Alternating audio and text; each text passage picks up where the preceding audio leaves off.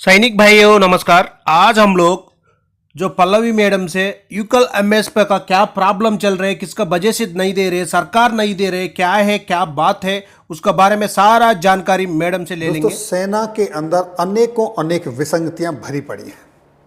जैसे one rank one pension की विसंगति, मिलिट्री सर्विस पे की विसंगति, डिसेबिलिटी पेंशन की विसंगति, ईसीएचएस के अंदर डिस्क्रिमिनेशन, सीएचडी के अंदर डिस्क्रिमिनेशन।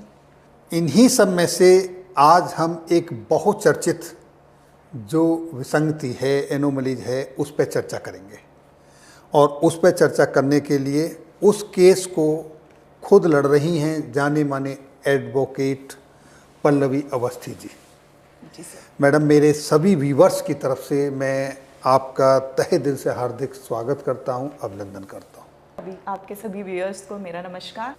एक एमएसपी का मसला है जी, आप वो केस लड़ रही हैं, और एमएसपी का जब भी जिक्र आता है तो मैं समझता हूं कि मेरे व्यूवर्स ये उम्मीद करते हैं कि आज कोर्ट में पल्लवी अवस्थी जी ने क्या कहा, क्या निकल के आया, बार बार आता है। और आपके साथ बहुत सारे जूनियर और सीनियर एडवोकेट उसमें जी, लगे हुए हैं।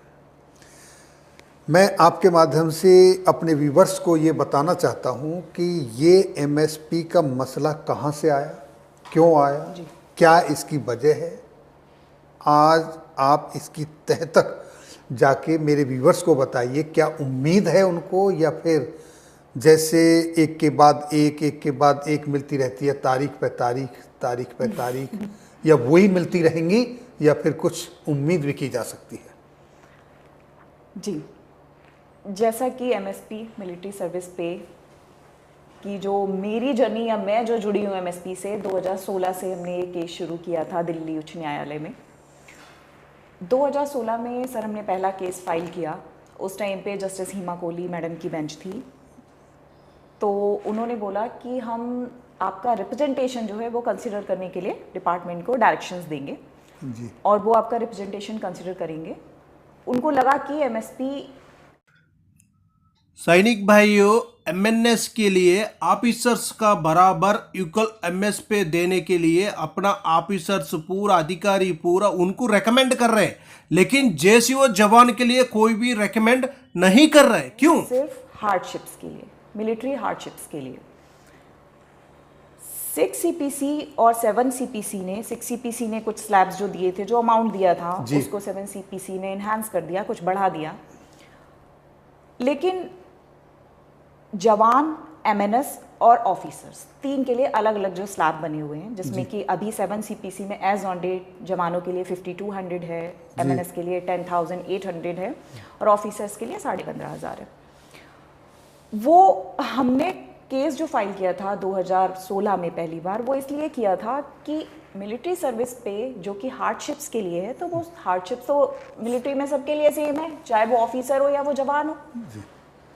जो आपने अपनी 6 सीपीसी 7 सीपीसी में मेंशन किया है, उसमें आपने किया है कि ये हार्डशिप्स के लिए है जी। तो वो हार्डशिप्स तो सबके लिए इक्वल है। हमने 2016 में पहली बार केस डाला, कोर्ट ने बोला कि आपका रिप्रेजेंटेशन कंसीडर किया जाएगा, एमओडी को डायरेक्शंस दिए जी। पहली पिटीशन हमारी डिस्पोज ऑफ हो गई विद डायरेक्शन जी।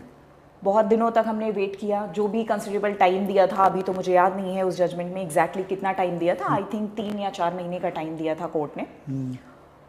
वेट करने के बाद भी जब कोई भी रेस्पॉन्स नहीं मिला हमें एमओडी की तरफ से, सरकार की तरफ से, तो हमने कंटेम्प्ट पिटीशन लगाई जी। जो कि कंटेम्प्ट सिर्फ इसलिए लगाते हैं कि जो कोर्ट ने ऑर्डर दिया था उसका कंप्लायंस नहीं किया है और हमारे रिप्रेजेंटेशन का जवाब अभी तक नहीं दिया है सरकार ने। कंटेम्प्ट पिटीशन हमारी उस टाइम पे जस्टिस सिद्धार्थ मृदुल जी थे, उनके सामने लगी थी। जब उन्होंने कंटेम्प्ट पिटीशन उनके सामने लिस्ट हुई, तो उन्होंने, क्योंकि कंटेम्प्ट कोर्ट की बहुत लिमिटेड पावर और बहुत लिमिटेड ज्यूरिसडिक्शन होता है, वो मैटर के फैक्ट्स में नहीं जाएंगे जी।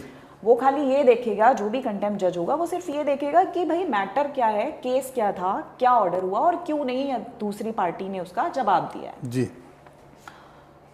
जस्टिस मृदुल ने जब इशू को देखा कि एमएसपी का मैटर है, तो उन्होंने, although this is out of record क्योंकि वो कोर्ट में ऑर्डर नहीं दे सकते हैं, बट उन्होंने प्राइमरली ये बोला कि भाई एमएसपी तो ये जो भी आप मांग रहे हो मिलिट्री सर्विस पे, ये तो इक्वल मिलना चाहिए। तो जो हमारे दूसरे तरफ के वकील थे उन्होंने बोला कि हमने ऑलरेडी डिसाइड कर लिया है इशू, रिप्रेजेंटेशन का हम जवाब दे रहे हैं, बहुत जल्दी इनको कॉपी मिल जाएगी उसकी। तो कोर्ट का ये कहना था, although this is just out of record, I would repeat जी, कि जब गोली चलती है वहाँ पे, तो गोली क्या जवान और ऑफिसर में डिस्क्रिमिनेट करती है? गोली तो भाई लगेगी, तो उस टाइम जवान आगे होगा तो उसको भी लगेगी, ऑफिसर होगा उसको भी लगेगी, कोई भी हो आगे। तो आप एमएसपी में डिस्क्रिमिनेशन क्यों कर रहे हो? क्योंकि इसका नाम है कि ये हार्डशिप्स के लिए है।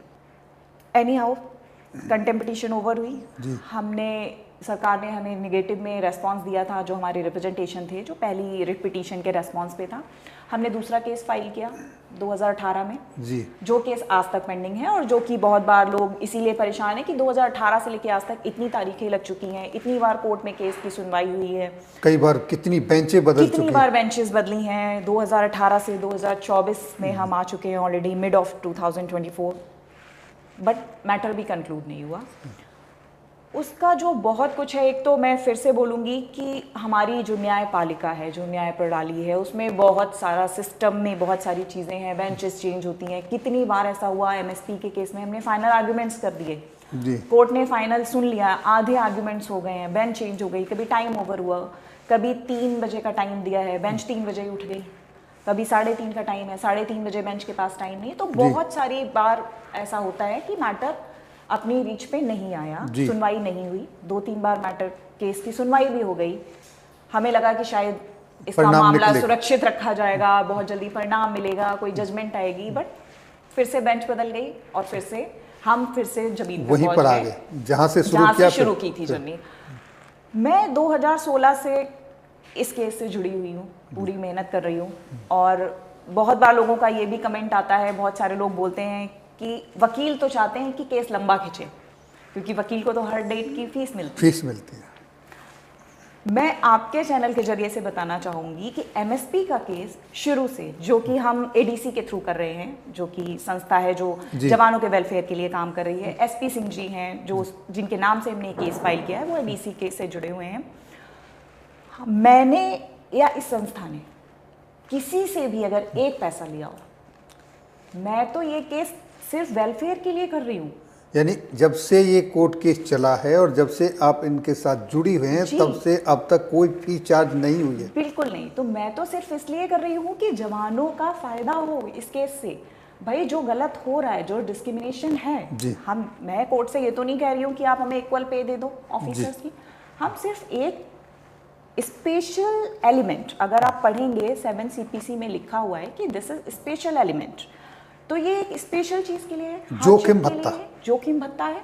तो आप ये जोखिम तो सबके लिए इक्वल है। हमने बहुत सारे अपनी पिटीशन में एग्जांपल्स दिए हुए हैं कि अगर कोई भी कैजुअलिटी होती है तो उसमें कितना % जवान सफ़र करते हैं, कितना % ऑफिसर सफ़र करते हैं। और हमने अपनी पिटीशन में इनफैक्ट एक डॉक्यूमेंट भी लगाया हुआ है जिसमें आर्मी ने खुद एनालिसिस किया हुआ है, उसमें एक्सप्लेन किया हुआ इस चीज़ को कि कितनी सफरिंग्स जवान्स को है जी in normal service life, not only in MSP, in normal service life, कितने जोखिम और कितनी समस्याएं जवानों की लाइफ में हैं और कितनी ऑफिसर्स की लाइफ में है। सपोज अगर कोई भी वॉर होती है, कोई भी कैजुअलिटी होती है, कोई भी हार्डशिप्स होती है, कोई भी ऑपरेशन होता है, तो उसमें जो फैटल कैजुअलिटी या जो भी रेट है वो जवान का ज़्यादा रहता है। ये हम सबको पता है, एक लेमैन को भी पता है कि भाई जवान ज़्यादा होते हैं और एक ऑफिसर कम होता है क्योंकि स्ट्रेंथ ज़्यादा है। कमांडिंग ऑफिसर एक होगा, जवान की वो टीम को लीड करेगा, बहुत सारी चीज़ें हैं। तो हमारा कहना ये था कि एमएसपी आप इक्वल दो। तो मैं दोबारा से वहीं पे आऊँगी कि मैं तो खुद चाहती हूँ कि ये मुद्दा जल्दी निपटे, क्योंकि मुझे हर बार फाइल पढ़नी पड़ती है जी। मैटर कोर्ट में रीच करे ना करे, हमारा केस अपनी सुनवाई पे आए ना आए, हमें फाइल पढ़नी है, तैयारी करनी ही पड़ती है, पूरी तैयारी करनी है। हमें कोर्ट में पूरा दिन रहना है बाकी केसेस को छोड़ के कि पता नहीं कब नंबर आ जाए, हमारा नंबर आए ना आए केस का, लेकिन हमें कोर्ट में रहना है। तो मुझे जो कि ये कई बार कमेंट सुनने में मिलता है, लोग कहते हैं कि वकील अगर चाहे तो केस जल्दी हो जाए। वकील नहीं चाहते हैं, वकील जो है वो लंबा केस खींचना चाहते हैं। तो यहाँ पे ये बिल्कुल कहानी नहीं है, क्योंकि ना तो मैं इससे कोई पैसे कमा रही हूँ जी सही है और ना ही मैं चाहती हूँ कि ये केस लंबा चले। मैं तो चाहती हूँ कि जल्दी न्याय मिले। जो अगर आज सपोज आज हमें अगर 5200 मिल रहे हैं, 5200 रुपए जो जवान को मिल रहे हैं, अगर वो 10 साल बाद हमें दे भी देंगे 15,500, तो उसकी तो वैल्यू कम हो जाएगी। जिस हिसाब से महंगाई बढ़ रही है, चीजें बढ़ रही हैं, तो उसकी वैल्यू कम हो जाएगी। अगर वो आज की डेट में हमें यूनिफॉर्म रेट मिले तो उस पैसे की वैल्यू है। और जहां तक आपका क्वेश्चन है कि इसमें कुछ आशा है, क्योंकि बार बार तारीख पे तारीख लग रही है, तो आशा पे उम्मीद पे तो दुनिया कायम है सर। जब 2016 से आज तक 2024 तक हम आ गए हैं, इतने एफर्ट्स दिए हैं इस मैटर में, इस केस में, और मुझे लग रहा है कि कोर्ट भी काफ़ी पॉजिटिव रही है। अगर पॉजिटिव नहीं होती तो अभी तक इतना केस नहीं चलता नहीं। कोर्ट को चीज़ें समझ में आ रही हैं, लेकिन मुझे लग रहा है कि इसमें क्योंकि बहुत बड़ा केस है, बहुत बड़ा मुद्दा है, बहुत सारा बजट का बड़ा इशू है, एग्जैक्टली बहुत बड़ा बजट, फाइनेंशियल बहुत बड़ा एस्पेक्ट इन्वॉल्व है, तो इसलिए चीज़ें टाइम ले रही हैं। जजेस को भी लग रहा है कि हाँ मुद्दा तो बड़ा है, हाईलाइटेड है, इतना जल्दी जजमेंट दे देंगे तो और हम इसके लिए भी तैयार हैं कि ये केस तो सुप्रीम कोर्ट जाएगा। अगर हम जीतेंगे तो सरकार जाएगी, और अगर सरकार जीतेगी तो हम जाएंगे। और मैं बहुत आशावादी हूँ इस मामले में कि अब हमें यहाँ से परिणाम मिलेगा, रिजल्ट मिलेगा। और हो सकता है 1-2 और तारीखें लगें, क्योंकि अभी फिर से जो कि हमारी पिछली बेंच थी, जो हमारे पिछले जजेस थे जो इस केस को सुन रहे थे, वो फिर से बदल गए हैं, फिर से नई बेंच आ गई है जुलाई से। राव साहब वो ट्रांसफ़र हो गए हैं, हाँ जी, वो पोस्टिंग ट्रांसफ़र हो गए। अब जुलाई से हमारी नई बेंच है, दोनों ही जजेस नए हैं। फिर से एक बार सारी चीजें वहीं से शुरू होंगी, फिर से शुरुआत से फिर से आर्ग्यूमेंट्स होंगे, बहस होंगी, फिर से जजेस को पूरा बताना पड़ेगा मैटर। हो सकता है कि बहुत बार केस फिर से रीच ना करे, क्योंकि आपको पता है कोर्ट्स की क्या हालत चल रही है, इतने सारे केसेस होते। बट हाँ, आशा नहीं खोनी है, धैर्य बनाए रखना है, लड़ाई जारी रहेगी। तो साथियों, अभी आपने सुना एडवोकेट पल्लवी अवस्थी जी को। होप इज लाइफ, आशा ही जीवन है, और आशा कभी नहीं छोड़नी चाहिए। आशा है कि आज नहीं तो कल जजमेंट जरूर आएगा, और जो एविडेंस हैं, जिस तरीके से केस लड़ा जा रहा है, उम्मीद ही नहीं बल्कि मुझे पूर्ण विश्वास है आज नहीं तो कल ये उन जेसीओ और जवानों के हक में जाएगा जो इसके लिए संघर्ष कर रहे हैं। थैंक यू मैडम, आपने बहुत डिटेल से इसके बारे में जानकारी दी। और एक बात बड़ी अच्छी आपने बताई कि आप इस केस की 1 पैसा भी फीस नहीं ले रही हैं। तो दोस्तों, ये कमेंट्स लिखने से पहले ज़रूर सोचिएगा कि वकील इस केस को ख़त्म करना नहीं चाहते हैं, ऐसा नहीं है। आपका